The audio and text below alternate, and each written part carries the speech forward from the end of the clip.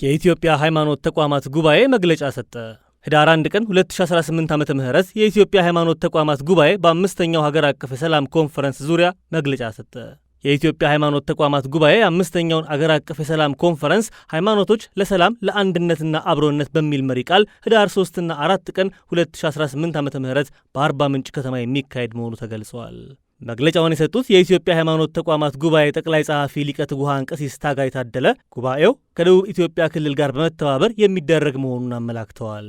ጠቅላይ ጸሐፊው አምስተኛው ሀገር አቀፍ የሰላም ጉባኤ በተለይም ሰላም በማስፈን በመነጋገርና ውይይት የሀገር ሽማግሌዎችና የሃይማኖት አባቶች የእርቅ መልእክተኛነታቸውን እንዲወጡ ማገዝና ማህበረሰቡን በማቀራረብና በሰላም ዙሪያ እንዲሰራ በማድረግ ጉዳዮች ላይ የሚካሄድ መሆኑን ገልጸዋል።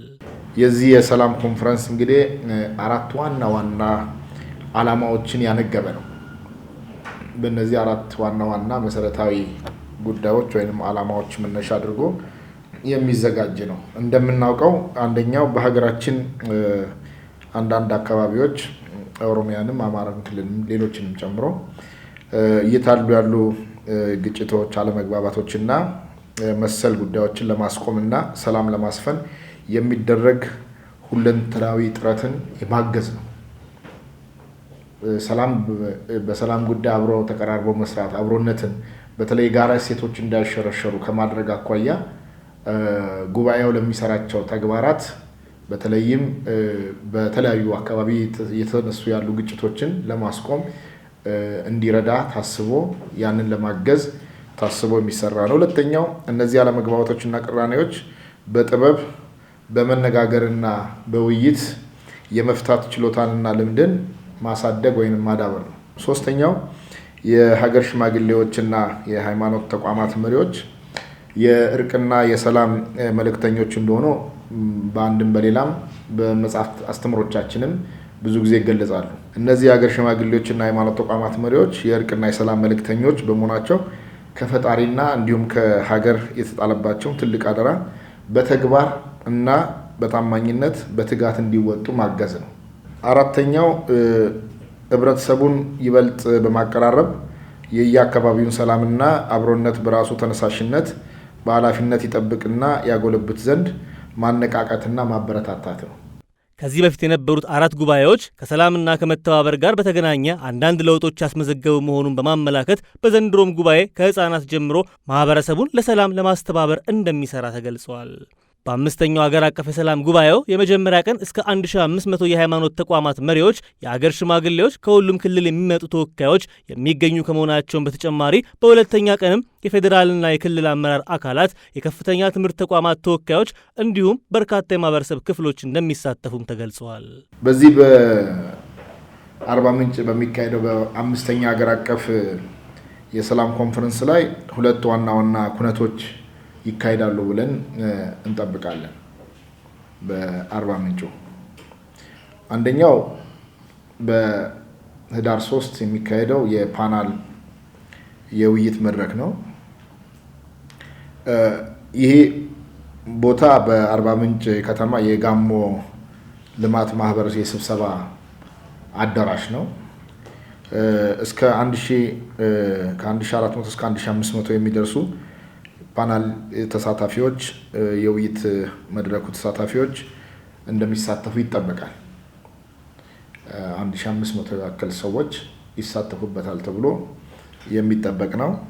በዚህ በፓናል የውይይት መድረኩ ላይ የሃይማኖት ተቋማት፣ የመሪዎች በሀገር ደረጃ ያሉ በሰላም ግንባታ ላይ የሚሳተፉ በስነ ምግባር የታነጸ ዜጋን እነዚህን የሚሰሩ በዚህ ዙሪያ ላይ የሚሰሩት አካላት እንዲሁም የሀገር ሽማግሌዎች ሆነው በሰላም ላይ ብዙ ዋጋ የሚከፍሉ የተለያዩ የህብረተሰብ ወገኖች ከክልሎችም በሁሉም የኢትዮጵያ ክልሎች ያሉ የእምነት ተቋማትና የሰላምና በሰላም ዙሪያ ላይ የሚሰሩ አካላትም የሚሳተፉበት ነው። እንደ ሀገር የፓናል ውይይቱ እንደ ሀገር አቀፍ ስለሆነ ኮንፈረንሱ ከሁሉም ክልል ወደዛ ጉዞ እየተደረገ ነው። በነገው ዕለት ተጠቃሎ ይገባሉ ተብሎ ይጠበቃል። በዚህ የፓናል ውይይት መድረክ ላይ የሃይማኖት ተቋማት መሪዎች በሀገር ሰላም ግንባታና በስነ ምግባር የታነጸ ዜጋ ከመገንባት አንጻር ያላቸውን ሚና የሚዳስሱ የውይይት መነሻ ሰነዶች በዘርፉ ላይ ጥናትና ምርምር ባደረጉ ልምድ ባላቸው ምሁራን ወይንም ሊቃውንት የሚቀርብ ይሆናል። መነሻ ጽሁፎች በውይይትም ላይ ሰላምን ለማጽናትና አብሮነትን ለማጎልበት መደረግ የሚገባቸውን ጉዳዮች ዙሪያ ጥልቅ ምክክር ይደረጋል ተብሎ ይጠበቃል።